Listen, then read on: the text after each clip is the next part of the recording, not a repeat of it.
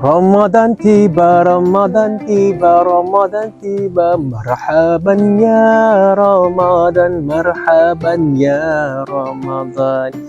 Bismillahirrahmanirrahim. Assalamualaikum warahmatullahi taala wabarakatuh. Alhamdulillah, berjumpa lagi sekali kita dalam topik yang santai yang kita nak bincangkan tentang Ramadan dan zakat ni. Alhamdulillah. Alhamdulillah rabbil alamin. Segala puji bagi Allah, Tuhan sekalian alam. Selawat dan salam ke atas junjungan Nabi Muhammad sallallahu alaihi wasallam, para sahabat dan mereka yang istiqamah di jalannya hingga ke hari kiamat. Tuan-tuan dan puan-puan dan saudara-saudari yang dirahmati Allah Subhanahu wa taala, alhamdulillah kita bersyukur kerana pada saat ini dan ketika ini kita masih diberikan kesempatan untuk bernafas, diberikan kesihatan yang baik, diberikan ketenangan jiwa untuk kita memasuki bulan Ramadan yang kita tunggu-tunggukan sekian lama. Alhamdulillah, bulan Ramadan ini adalah bulan yang penuh dengan keampunan, dengan kerahmatan dan pembebasan daripada api neraka. Segala perbuatan kita akan dilipat gandakan pahalanya, insya-Allah. Hari ini mari kita hayati sedikitlah tentang dua rukun yang sangat rapat pada kita pada bulan Ramadan ini, iaitu adalah puasa dan zakat, iaitu rukun Islam antara puasa dan zakat ni. Bila sebut tentang Ramadan, kita bukan sahaja bercakap tentang menahan lapar dan dahaga. Ramadan adalah bulan yang memberi. Kadang-kadang kita fikir bulan Ramadan ni dah tiba masanya kita nak diet. Diet hujung Ramadan pun sama juga timbangan kan. Okey, mari kita dengar satu kisah daripada sahabat Nabi, iaitu Abdullah bin Abbas radhiyallahu anhu. Beliau pernah menggambarkan bagaimana sifat Rasulullah sallallahu alaihi wasallam apabila tibanya bulan Ramadan. Kata Ibnu Abbas, Rasulullah sallallahu alaihi wasallam adalah manusia yang paling dermawan, dan baginda menjadi lebih dermawan di bulan Ramadan ketika malaikat Jibril menemui baginda. Sesungguhnya Rasulullah SAW ketika ditemui Jibril, baginda lebih dermawan dalam memberikan kebaikan berbanding angin yang berhembus. Cuba kita bayangkan tuan-tuan dan puan-puan, sahabat mengibaratkan kedermawaan Nabi itu sebagai angin yang berhembus. Kenapa angin? Kerana angin ini sifatnya laju, tidak memilih sesiapa yang di hadapannya, dan ia membawa rahmat ke mana saja ia pergi. Sebab itu sahabat seperti angin yang berhembus lah, mana cepat. Baginda, cepatnya baginda dalam menderma ni lah di dalam bulan Ramadan ni. Kisah ini mengajar kita bahawa kemuncak ibadah puasa bukan sekadar menahan lapar, tetapi berkongsi rezeki. Dan cara perkongsian rezeki yang paling asas yang kita ketahui adalah dengan berzakat.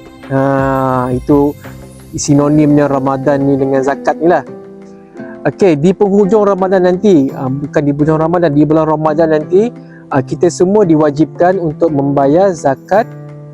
Zakat apa tuan-tuan? Zakat fitrah.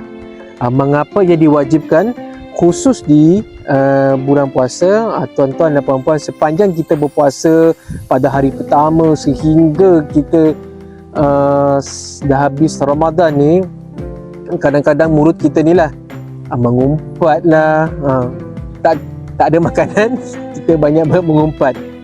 Kadang-kadang bergosip lah, kadang-kadang kita dengar benda yang tak elok, pandang benda yang tak elok, telinga kita ni dengar gosip, mulut pun bergosip. Perkara-perkara inilah ya, walaupun tidak membatalkan puasa, secara tak langsung ia mencacatkan pahala puasa kita. Puasa kita jadi bocor lah, berlubang-lubang. Jadi di sinilah datangnya rahmat Allah Subhanahu wa taala melalui syariat zakat fitrah.